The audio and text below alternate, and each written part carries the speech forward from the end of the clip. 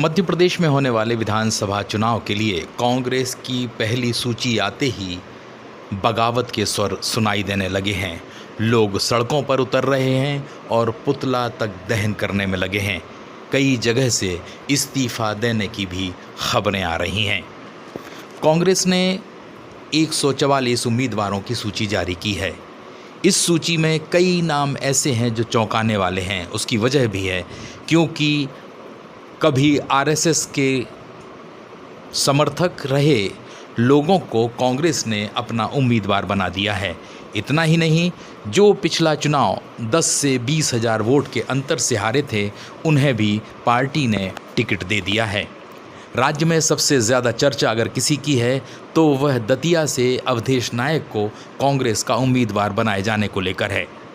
और यहाँ के कांग्रेस समर्थक सड़क पर उतर आए हैं और उनका आरोप है कि पार्टी के लिए जो व्यक्ति बीते 5 साल से संघर्ष कर रहा है, जेल की यात्राएं की हैं, उसे पार्टी ने उम्मीदवार न बनाकर दल बदल करने वाले को उम्मीदवार बना दिया है।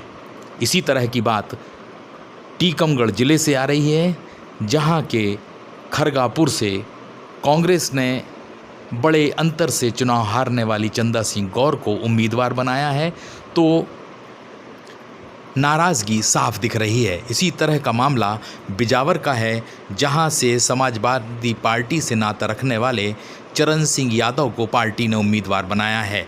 मूल रूप से वे उत्तर प्रदेश के रहने वाले हैं। पिछला चुनाव भी उन्होंने पन्ना जिले से बहुजन समाज पार्टी के टिकट पर लड़ा था।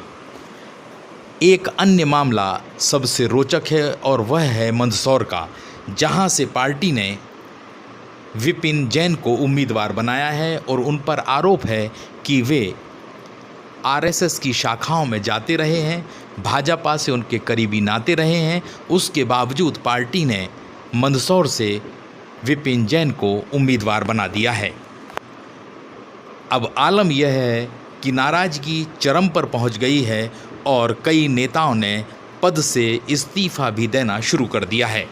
मध्य प्रदेश में कमलनाथ जी के नेतृत्व में यह विश्वास दिलाया गया कि पिछड़े वर्गों को उनका हक एवं अधिकार इस विधानसभा चुनाव में मिलेगा, परंतु टीकमगढ़ जिले में जहां पिछड़े वर्ग के मतदाताओं की संख्या 70% से अधिक है, वहां तीनों सामान्य क्षेत्रों पर केवल एक ही वर्ग के प्रत्याशी बना दिए गए, जबकि तीनों ही प्रत्याशी पिछला चुनाव भारी अंतर से हारे हुए हैं। ये पिछड़े वर्गों के साथ अन्याय है, धोखा है। मैं इस अन्याय का साथ नहीं दे सकता हूं। मैं, मेरे साथी एवं खरगापुर के तमाम आमजन लगातार पार्टी के सभी कार्यक्रमों, चाहे घर घर चलो अभियान हो, हाथ से हाथ जोड़ो अभियान हो, नारी सम्मान योजना हो, जन आक्रोश यात्रा हो, सभी में लगातार काम कर रहे थे और मेरा प्रदर्शन भी सबके सामने है। उसके बाद भी यह अन्याय किया गया क्योंकि मैं पिछड़े वर्ग से हूं, इसलिए इस तरह का अन्याय किया जा रहा है। कांग्रेस पार्टी में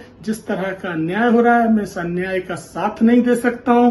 इसलिए मध्य प्रदेश कांग्रेस कमेटी मीडिया विभाग के उपाध्यक्ष पद एवं टीकमगढ़ जिले की खरगापुर विधानसभा के पलेरा ब्लॉक से पीसीसी डेलीगेट के पद से इस्तीफा देता हूं।